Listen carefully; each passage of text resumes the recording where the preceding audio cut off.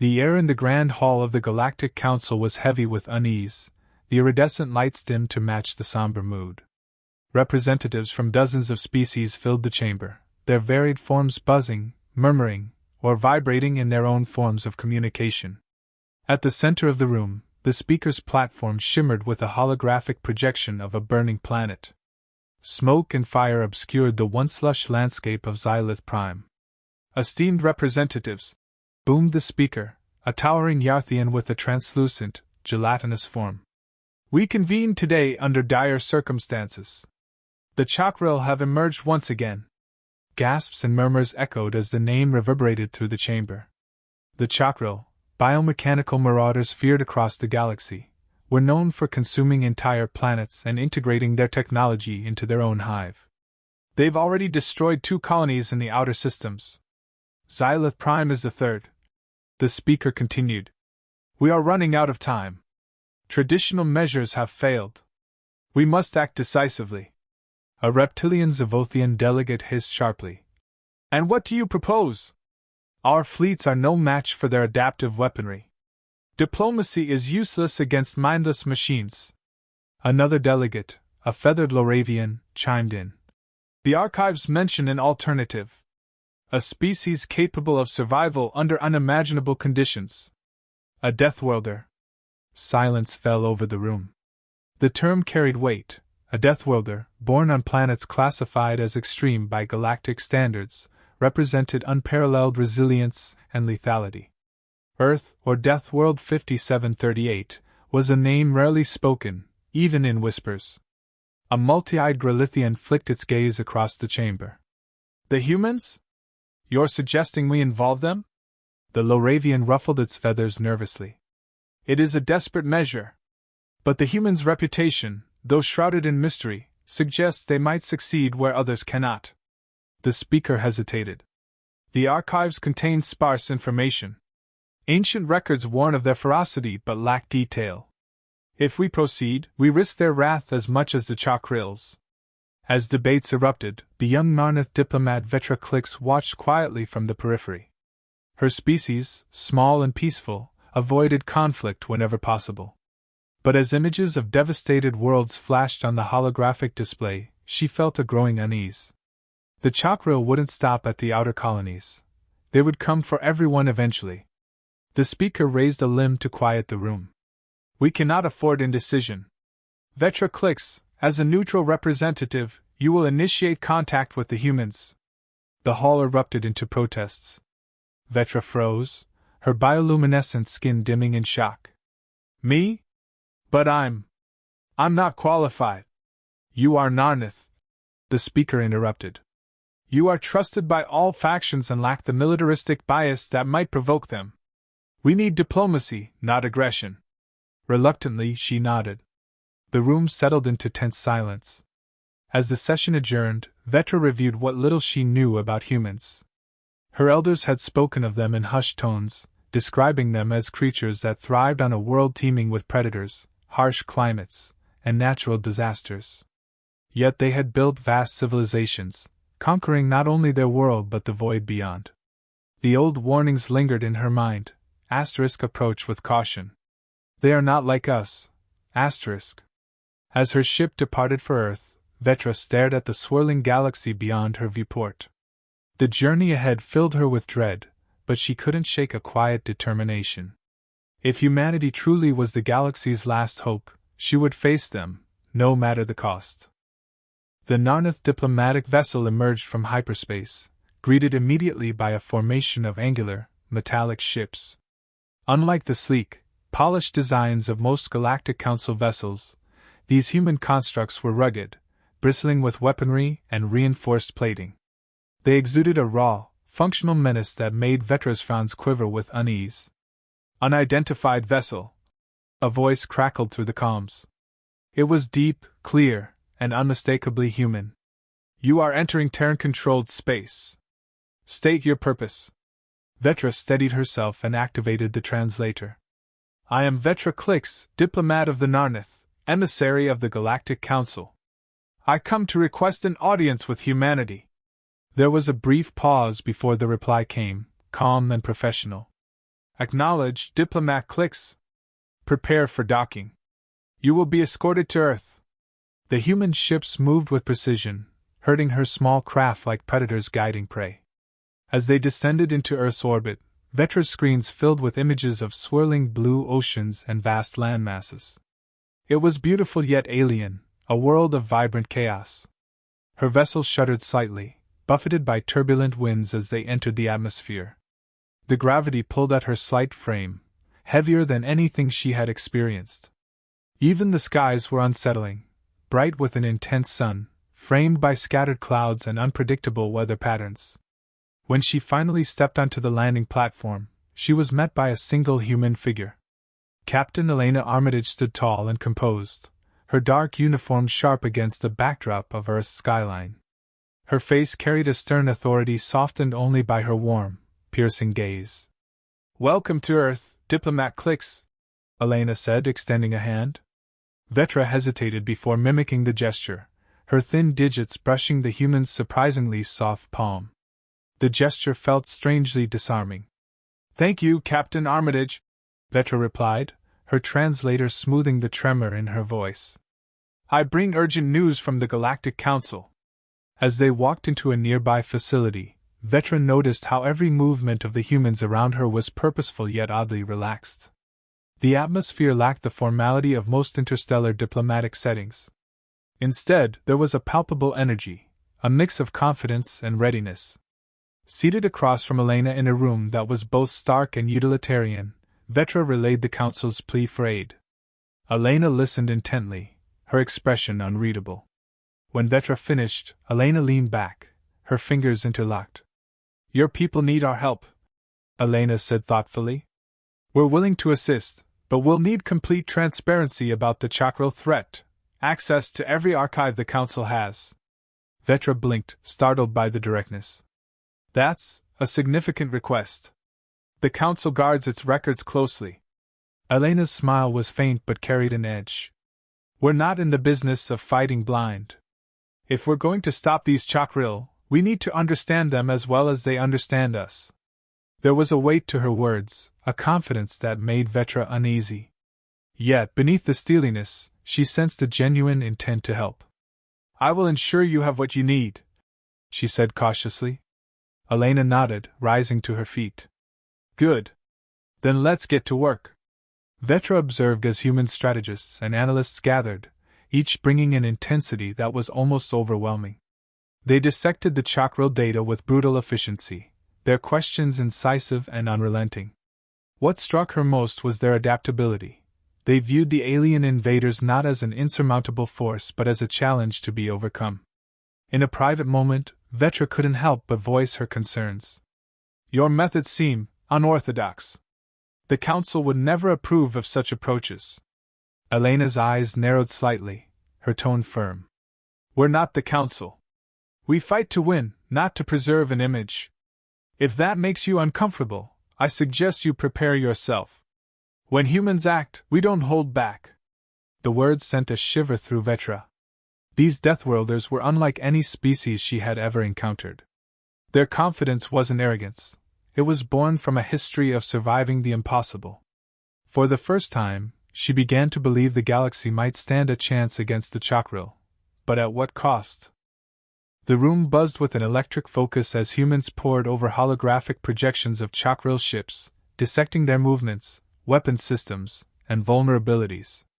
Vetra watched from the edge of the command center, her unease growing with every word. Human analysts moved swiftly, their conversations sharp and unrelenting. Every weakness in the chakral design was exploited, every pattern scrutinized.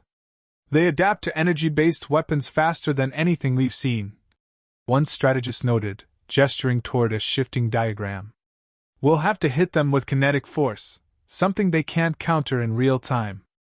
"Agreed," replied another. "And their hive mind network relies on these signal relays." A red light blinked on the projection. "Take these out, and we disrupt their coordination." Vetra marveled at the humans' ability to strategize with such detached precision. It wasn't just analytical, it felt almost predatory, as if they were stalking prey. Where other species might focus on defense or negotiation, humanity's approach was stark and unflinching: eliminate the threat completely. This efficiency, Vetra murmured to Elena, who stood beside her. It's unsettling. You speak of dismantling them as though they were nothing. Elena's expression remained calm. We respect our enemies by taking them seriously. Underestimating the Chakril would cost us everything. As the initial plans solidified, humanity's unconventional tactics began to take shape. A scientist outlined a proposal to manipulate planetary weather systems, creating storms to disrupt Chakril landing zones. Another suggested deploying kinetic bombardments, projectiles that would devastate Chakril strongholds without the need for complex energy weapons. But it was the psychological warfare plan that caught Vetra off guard. You plan to intimidate them? She asked, incredulous. Elena nodded. They rely on unity. Break that, and they lose their edge. We'll create chaos, make them fear us. Is this moral? Vetra pressed. To exploit fear, to destroy so completely? Elena's gaze was steady. This isn't about morality, Vetra. It's about survival. You called us because the Chakra leave no other option. We're ensuring they don't get the chance to adapt. The boldness of humanity's approach left Vetra conflicted. She admired their ingenuity but felt a chill at their willingness to push boundaries so far. Yet, she couldn't deny the results. As preparations escalated, alien volunteers began to arrive, hesitant but hopeful. The humans wasted no time integrating them into their plans. Training sessions were grueling and fast-paced, pushing the aliens far beyond their comfort zones. Vetra watched as a towering Zavothian warrior struggled to adjust to human combat techniques, only to emerge from the session stronger and more disciplined. You adapt us, the Zavothian growled. The way you adapt everything. It is strange. Effective, but strange. The humans laughed, a sound that Vetra found oddly comforting. There was no malice in it, just camaraderie. By the time the training concluded, skepticism had faded. The alien volunteers began to speak of their human instructors with awe. The humans' ability to adapt and teach, to forge strength from even the most unlikely participants, was unmatched. Vetra looked at Elena as the final preparations were made. They believe in you now, she said quietly.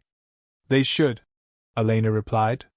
We're about to show the galaxy why no one underestimates Deathworlders. For the first time, Vetra felt something she hadn't expected. It wasn't fear or doubt, but hope.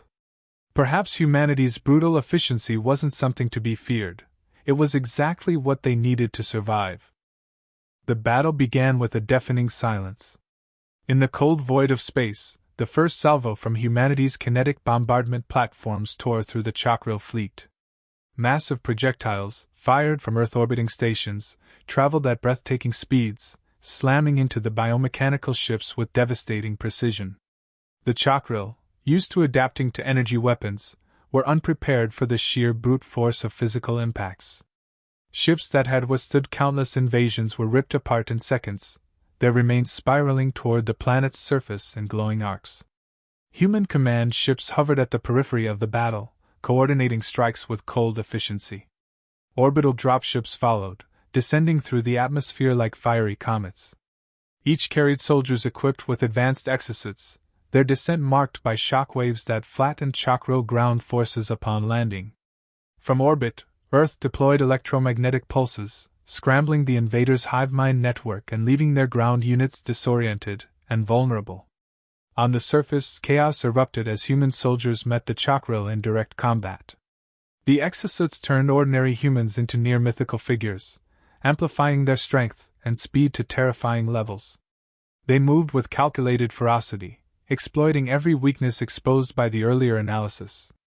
Above them, AI-assisted drones provided real-time intelligence, coordinating airstrikes and ground maneuvers with a precision the Chakril couldn't match. Every movement was deliberate, every action serving a purpose. To the allied alien forces watching from the sidelines, it was both awe-inspiring and deeply unsettling. The tide of the battle shifted dramatically as humanity's endurance came to the forefront. Injuries that would have incapacitated most species were mere setbacks for the human soldiers, who continued fighting through wounds with a grim determination. A Narnath medic watched in shock as a human soldier, bleeding heavily from his side, laughed off the pain while reloading his weapon. "Pain is a motivator." The soldier grinned, his voice steady despite the blood pooling beneath him. "Not a reason to stop." Meanwhile, alien volunteers, now fully trained in human combat strategies, fought alongside their Terran counterparts. They moved with renewed purpose, adopting the humans' unorthodox tactics to devastating effect. Vetra, positioned at a command post, observed the battlefield with a mixture of awe and disbelief. The humans weren't just fighting to win, they were fighting to break the invaders completely. The Chakra began to falter. Their adaptations, swift and terrifying in most battles, couldn't keep pace with humanity's constantly shifting tactics. Their fleets were scattered, their ground forces annihilated. For the first time in recorded history, the Chakral hive mind chose retreat over destruction, their remaining ships vanishing into hyperspace. As the dust settled, the battlefield was eerily quiet. Human soldiers moved methodically, securing the area and tending to the wounded. Alien allies watched in a stunned silence as captured Chakral units were carefully restrained rather than destroyed. The humans, having fought with ruthless precision, now showed an unexpected depth of compassion. At a hastily assembled command meeting, Elena addressed the gathered alien representatives. "This is what we're capable of," she said plainly. "Not just destruction, but survival. We fought to protect this galaxy, not to dominate it. Let that be a warning, and a promise." The message was clear. Humanity had not only proven itself as a force to be reckoned with but as a species willing to protect the galaxy it now called home. Allies and enemies alike would never forget the day the galaxy learned why Deathworlders were classified as war gods. The chamber of the Galactic Council was silent as Vetra stood before the gathered representatives, her bioluminescent skin dimmed from exhaustion. Behind her, holographic projections replayed snippets of the battle, the fiery descent of orbital strikes, the brutal efficiency of human soldiers, and the retreat of the once unstoppable Chakral. Every detail was burned into the minds of those present, the weight of what had transpired unmistakable. "They did what no one else could," Vetra began, her voice steady despite the turmoil within her. "The humans turned the tide not with overwhelming numbers, but with their ingenuity, their adaptability, and their will. They dismantled the Chakral as though they had prepared for this moment all their lives. And yet, they showed restraint." The council murmured, confused. "Restraint?" a Zavothian hissed. "What restraint was there in the destruction we just witnessed?" Vetra nodded, acknowledging the sentiment. "Restraint in their mercy. They could have annihilated the Chakral completely, yet they chose to capture and spare those who surrendered. Their actions were not driven by cruelty, but by necessity. They fought to end a threat, not to dominate." A human delegate stepped forward, their stance firm but non-threatening. "Humanity does not seek to rule," they said. "But we cannot allow threats like the Chakral to go unchecked. We propose a cooperative alliance, one where all species share intelligence, resources, and strategies to ensure the survival of this galaxy." The council erupted in debate, but Vetra's voice rose above the noise. "Listen to them. Humanity's methods may seem extreme, but their intent is clear. They fight to protect us all." Later, aboard the human flagship, Vetra sat across from Elena, her expression contemplative. "There's something I don't understand," she said. "You've shown the galaxy a ferocity unlike anything we've ever seen. Yet you show compassion in the aftermath. How can you be both destroyers and saviors?" Elena leaned back, her gaze distant but thoughtful. "Because we've had to be. Humanity's history is one of constant survival, against nature, against ourselves. We learned that compassion doesn't weaken strength, and strength doesn't negate compassion. We've built civilizations on the edge of extinction. That balance is what keeps us alive." Vetra considered this. "And yet the galaxy fears you now. You've earned the title of war gods." Elena's lips quirked into a faint smile. "Let them fear us if it keeps them safe. But let them also remember, we fight for a future where war isn't the answer." The council reconvened days later, and while skepticism remained, a shift in perception was undeniable. Species once wary of humanity now approached them with a mix of caution and respect. Humanity's dual nature, a relentless force in battle, yet a guiding hand in peace, had reshaped interstellar relations. As Vetra prepared to return to her homeworld, she cast one last glance at Earth through the viewport. A world of contradictions, much like its people. She felt a deep sense of hope tempered by the weight of what she'd witnessed. Perhaps the galaxy needed a reminder, she murmured to herself. That true strength is not in destruction or mercy alone, but in the wisdom to wield both. And with that, she left, carrying humanity's legacy back to the stars.